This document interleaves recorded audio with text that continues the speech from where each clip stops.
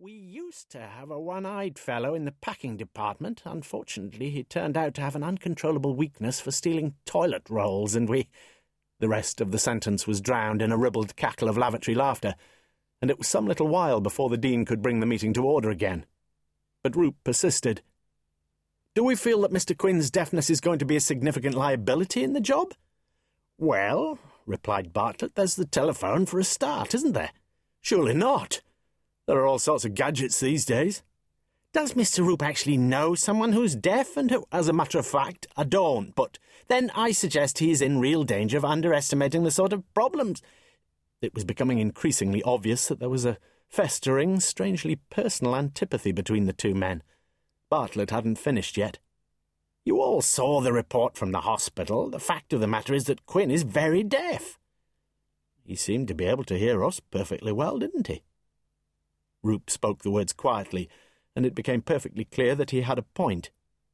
The Dean turned again to the secretary. You know, it's amazing that he did seem to hear us so well, isn't it?"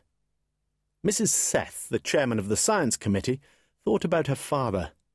He had gone deaf very quickly when he was in his late 40s, and he had been dismissed from his job. He'd never worked again. Confidence irreparably shattered. They were voting. 5 hands went up almost immediately for Fielding. "And those for Quinn, please." 3 hands, including Roop's, were raised, and then a 4th. The Dean began counting from the left.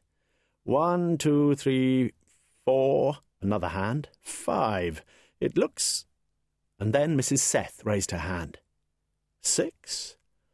"Well, you've made your decision, ladies and gentlemen. Quinn has been appointed." Above Bartlett's office door was a twin-coloured light, which was operated from 2 switches on the desk inside. The first switch turned on a red light, signifying that Bartlett was in session with someone and did not wish to be disturbed. A second switch turned on a green light, indicating that one was free to knock and enter.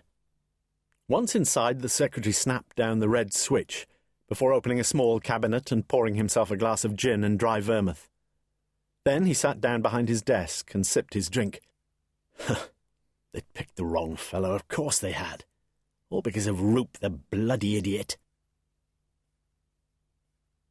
Whilst the other 4 took their seats in the upstairs lounge of the Charwell Motel, Quinn walked over to the bar and ordered the drinks. "Put them all down to the Foreign Exchange Syndicate, will you? And we shall be having lunch." His North Country accent was still noticeable, though less so than it had been. When they progressed to the restaurant, Quinn seated himself at the left-hand corner of the table, with Voss immediately to his right, 2 of the others immediately opposite, and the 5th member of the party at the top of the table. Although he could see little of Voss's lips as he was speaking, he was just about near enough to catch his words, and the others he could see clearly.